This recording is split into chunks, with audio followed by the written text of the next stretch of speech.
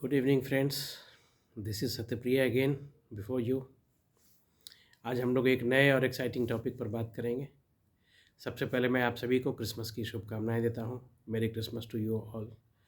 विश्व में जहाँ भी आप हैं, आप सभी को क्रिसमस की बधाइयाँ और इस सीज़न की बधाइयाँ।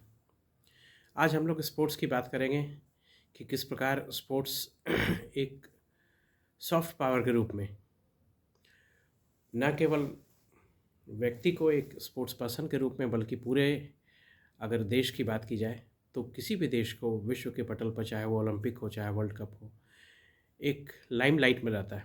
स्पोर्ट्स की इतनी शक्ति। अगर हम अपने देश का उदाहरण देखते हैं तो हम पाते हैं कि आप छोटे से राज्य मणिपुर को देखिए, पूर्वोत्तर का राज्य। अभी उसकी आबादी लगभग 30 लाख है। और मणिपुर ने न केवल हॉकी और फुटबॉल में, बल्कि बॉक्सिंग में, तलवारबाजी में, साइकिलिंग में, बहुत सारे स्पोर्ट्स में मणिपुर ने कितने चैंपियंस दिए। स्पोर्ट्स एक लिबरेशन का, एक साल्वेशन का, अपनी स्थिति को बदलने का जरिया वहाँ बन गया। और स्पोर्ट्स में जो स्टारडम, मणिपुर के कई खिलाड़ियों ने स्टारडम प्राप्त किया है, जैसे MC मैरी कॉम है जिन पर फिल्म भी बनी है, सनामाचा चानू हैं, बहुत सारे प्लेयर्स हैं, मीराबाई चानू हैं, तोयबा सिंह थे पहले हॉकी में। तो हम ये देखते हैं कि स्पोर्ट्स एक सॉफ्ट पावर है। हरियाणा की बात हम लोग कर सकते हैं। भारत की जब 135 करोड़ की आबादी देखिएगा तो उसमें हरियाणा एक छोटा सा राज्य है। 2 करोड़ 80 लाख के लगभग इसकी आबादी है। हरियाणा ने भी कई चैंपियंस दिए हैं। आप कुश्ती की बात करें, बॉक्सिंग की बात करें, भिवानी में जो बॉक्सिंग का ये क्लब है, वहाँ से कितने चैंपियंस निकले हैं। दमखम वाले जितने भी गेम हैं। और अगर भारत ने इस ओलंपिक में गोल्ड मेडल जीता तो वो हरियाणा के ही नीरज चोपड़ा साहब ने दिलवाया था, जेवलिन थ्रो में। एथलेटिक्स की बात करें तो हरियाणा ने भी अपने को साबित किया है। ये स्पोर्ट्स की सॉफ्ट पावर है। उसी प्रकार से अगर हम लोग राष्ट्रीय स्तर पर देखते हैं, अंतर्राष्ट्रीय स्तर पर देखते हैं, तो वहाँ भी आप ऑस्ट्रेलिया का एग्जाम्पल ले सकते हैं, आप साउथ कोरिया का एग्जाम्पल ले सकते हैं। साउथ कोरिया एक छोटा सा देश है, लगभग 5 करोड़ 20 लाख के अराउंड उसकी उसका पॉपुलेशन है। और साउथ कोरिया ने एक अपनी बेमिसाल स्थिति बनाई हुई है, चाहे फुटबॉल या हॉकी, ओलंपिक की बात करें, वर्ल्ड कप्स की बात करें। अभी जो कतर में, दोहा में जो 2022 में जो 22वां अभी वर्ल्ड कप हुआ फुटबॉल का, उसमें भी साउथ कोरिया ने टॉप टीम्स को हराया था, अंतिम राउंड्स में आई थी। तो हम ये देखते हैं कि साउथ कोरिया है। उसी प्रकार से ऑस्ट्रेलिया है। ऑस्ट्रेलिया की आबादी तो केवल 2.5 करोड़ है। ऑस्ट्रेलिया भी क्रिकेट है, हॉकी है, इन सभी खेलों में चैम्पियन है। टेनिस है, बहुत सारे खेल हैं। स्विमिंग है, स्विमिंग में ऑस्ट्रेलिया काफ़ी अच्छा प्रदर्शन करती है और वो भी ओलंपिक टॉप 10 में आती है, ओलंपिक्स में। तो निश्चित रूप से स्पोर्ट्स एक सॉफ्ट पावर है। स्पोर्ट्स एक ख्याति दिलाता है, एक पहचान दिलाता है अंतर्राष्ट्रीय और राष्ट्रीय स्तर पर सभी सभी खिलाड़ियों को, और ख़ास करके भारत जैसे देश को एक अपने एम्प्लॉयमेंट के विकल्प, एक अपने रिक्रिएशन के विकल्प में, एक फ़िटनेस को रखने के विकल्प में सभी युवाओं को स्पोर्ट्स को अपनाना चाहिए, किसी न किसी स्पोर्ट्स को। और आज हम लोग उसमें फ़ुटबॉल की बात करेंगे। फ़ुटबॉल एक ऐसा स्पोर्ट्स है जो कि होलसम, जिस तरह से अपना ग्लोब है, विश्व का जो जो पृथ्वी का जो जिस तरह का जो साइज़ और जिस तरह का शेप है, बिल्कुल फ़ुटबॉल का भी वही शेप है। और बहुत ही कम इसमें केवल इन्वेस्टमेंट में केवल फ़ुटबॉल वो गेंद चाहिए, और ये आसानी से 22 प्लेयर्स को इन्वॉल्व कर सकता है। एक फ़िटनेस के लिए बहुत अच्छा खेल है। तो आज हम लोग फ़ुटबॉल की जो रोचक जर्नी है, जो सफ़र है भारत का, उसकी बात करेंगे। फ़ुटबॉल में ऐसा नहीं है कि भारत फुटबॉल में कभी अच्छा नहीं रहा, या आज अगर 106वें स्थान पर है तो वास्तव में 106 स्थान को ही डिजर्व करता है फीफा के रैंकिंग में। बल्कि आज भी काफ़ी पोटेंशियल है, काफ़ी संभावनाएं हैं। और अगर हम लोग फुटबॉल की जर्नी की बात करें तो भारत की जर्नी बहुत ही अच्छी रही।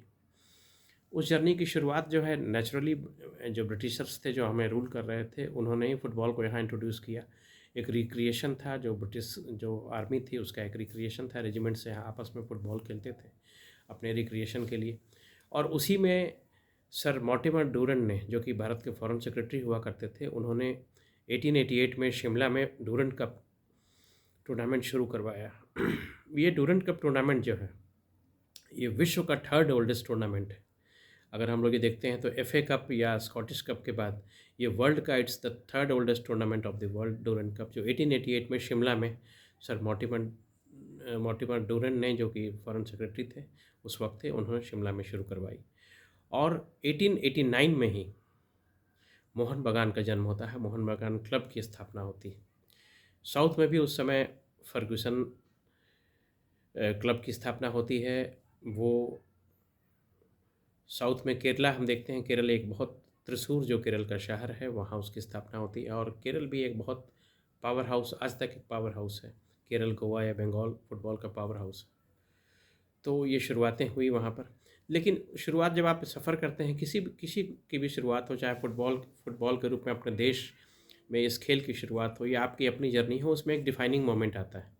और वो डिफाइनिंग मोमेंट अगर हम लोग देखें तो 1911 में आया था, जब मोहन बागान ने बेयर फुटेड खेलते हुए, नंगे पाँव खेलते हुए, और यॉर्कशायर, ईस्ट यॉर्कशायर रेजिमेंट जैसी मजबूत टीम जो थी ब्रिटेन की, जो यहाँ पर थी, उस टीम को 2-1 से हराया था।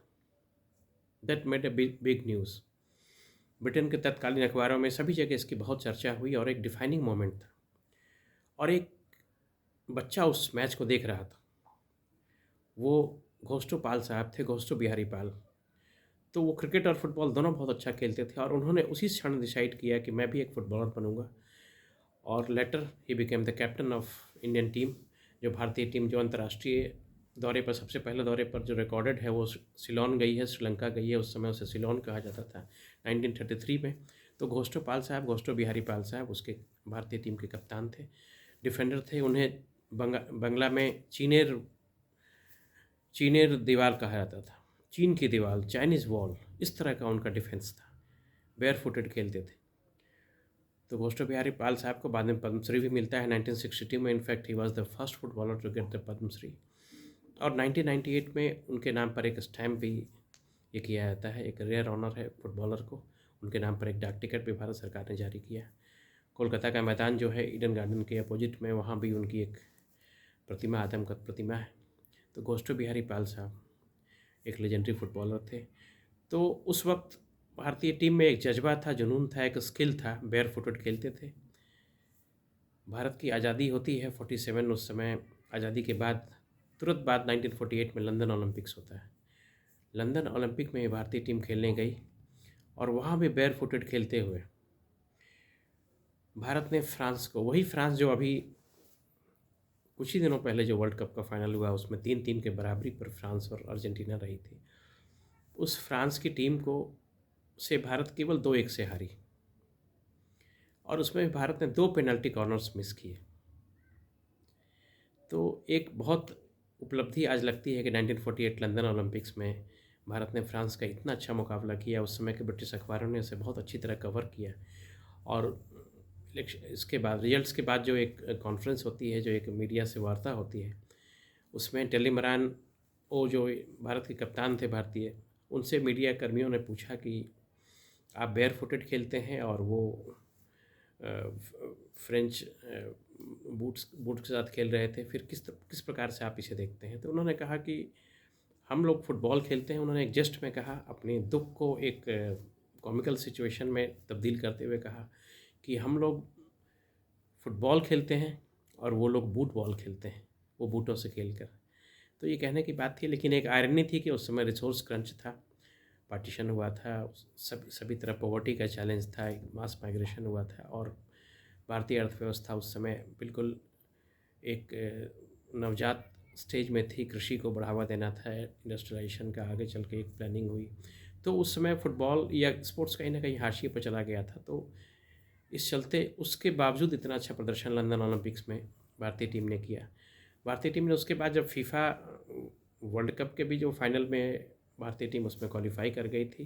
भारतीय टीम को 1950 फीफा वर्ल्ड कप में भी जाना था, लेकिन वहाँ वो नहीं खेल पाई। जो भी उसके कारण थे, चाहे फाइनेंसेस हो या टीम सिलेक्शन हो, जो भी कारण थे, फीफा के वर्ल्ड कप में भारत नहीं जा पाया, नहीं खेल पाया 1950 में। और आज सोचिए, वो खेलना एक ड्रीम है। आज जो भी प्लानिंग होती है सो ये होती है कि भारत कब फीफा वर्ल्ड कप के फाइनल राउंड में क्वालिफाई करेगा, राउंड ऑफ 32 में जाएगा। ये कितना डिस्टेंट ड्रीम है, आज ये सोचा जाता है। उस वक्त वो प्राथमिकता में नहीं था 1950 में। फिर 1951 का जो इब्तदाई फर्स्ट एशियन गेम्स है, जिसे इंडिया ने होस्ट किया, न्यू दिल्ली नहीं किया, तो first big event in India, जिसमें भारत ने 15 गोल्ड मेडल जीते थे, उसमें भारत ने फुटबॉल का भी गोल्ड मेडल जीता, जापान को हराकर। तो भारतीय टीम वास्तव में उस समय ब्राज़ीलियंस ऑफ एशिया कही जाती थी, एशिया की चैम्पियन टीम थी। वो एक गोल्डन एरा था। उसके बाद उसमें बहुत सारे फुटबॉलर थे। सैयद अब्दुल रहीम का नाम एक लेना होगा, जो उस समय भारतीय कप्तान थे। उन्होंने बहुत अच्छा प्रदर्शन लगातार किया। जो 56 के ओलंपिक्स हुए मेलबर्न में, ऑस्ट्रेलिया में, उसमें भारत चौथे स्थान पर रही, सेमीफाइनल तक गई। और उसमें भारत ने होस्ट ऑस्ट्रेलिया को 4-2 से हराया था। ये भी एक अविस्मरणीय मैच था। और उस मैच में नेविले डिसूजा, जो भारतीय खिलाड़ी थे, नेविले डिसूजा, उन्होंने हैट्रिक गोल किया था। In fact he was the first Asian to score a hat trick. और इंडियन टीम जो थी, 56 के मेलबर्न ओलंपिक में, इसे नोट कर लीजिए, it was the first Asian team to qualify to reach the semifinals of any Olympics. इस तरह से भारत ने उस समय रिकॉर्ड बनाया था। फिर 1958 का टोक्यो ओलंपिक होता है, उसमें भी भारत फोर्थ आती है। मर्डेका कप होता है मलेशिया में, वहाँ भी 1959 में, वहाँ भी सेकंड आती है। 1962 का एशियन गेम्स जो हुआ जकार्ता इंडोनेशिया में, उसमें भारत फिर चैम्पियन बनती है। और आप इस बात को शायद आज युवा हमारे बिलीव नहीं कर पाएंगे, साउथ कोरिया को भारत ने 2-1 से हराया था। वही साउथ कोरिया जो अभी राउंड ऑफ 16 में किस तरह से उसने अभी वर्ल्ड कप में रिपल्स क्रिएट किए, और कितनी स्ट्रॉन्ग टीम थी, क्वार्टर फाइनल तक शायद पहुंची है, राउंड ऑफ 16 तो मुझे याद है।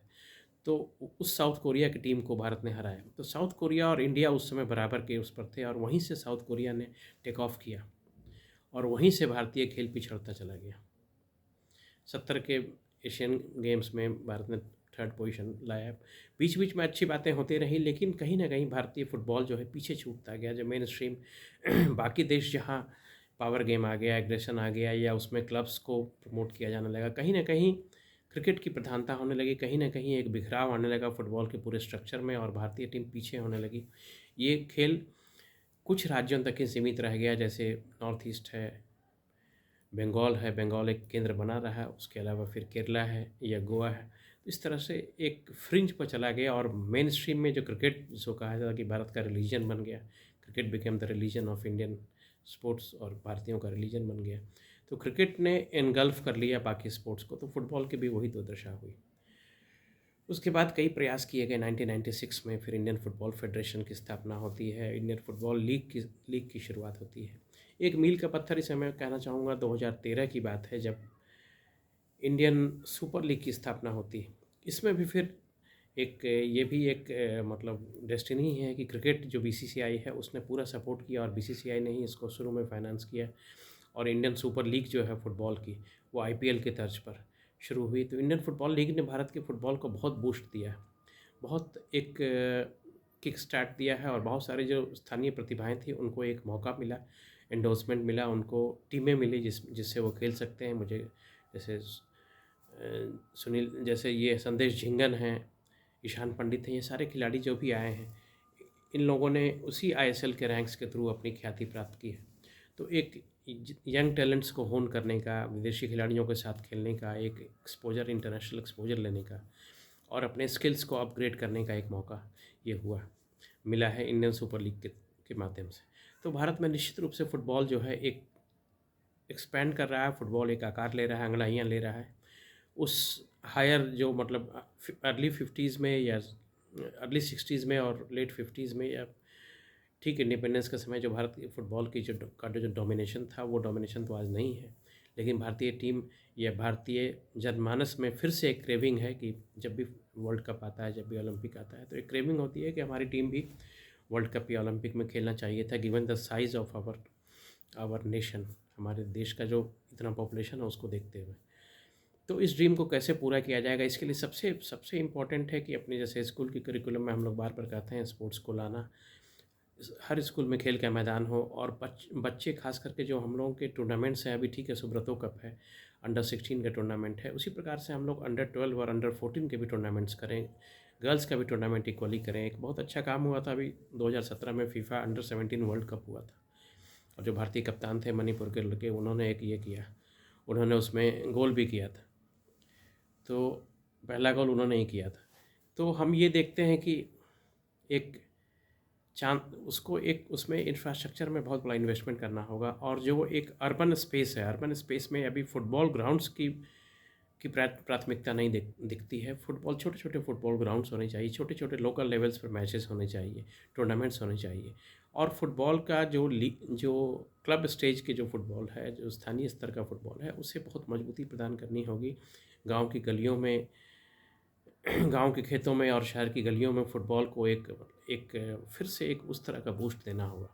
तो उसके लिए हमारे जो क्लब्स हैं, हमारे जो टूर्नामेंट्स हैं, स्थानीय स्तर के टूर्नामेंट्स हैं, उनको बढ़ावा देना होगा और इसमें सभी लोगों को आगे आना होगा, चाहे वो इंडिविजुअल्स हैं, चाहे कॉरपोरेट्स हैं, गवर्नमेंट सेक्टर है, सभी लोगों को। और एक आम जनमानस को भी ये समझना होगा कि फ़ुटबॉल एक होलसम गेम है, भारत जैसे देश के लिए बहुत सूट करता है। इसमें बहुत कम इन्वेस्टमेंट से खेल शुरू किया जा सकता है और शारीरिक क्षमताओं का, एक फ़िटनेस का, एथलेटिसिज्म का, सभी चीज़ों का शारीरिक व्यायाम के रूप में भी इसे बहुत अच्छा अपनाया जा सकता है।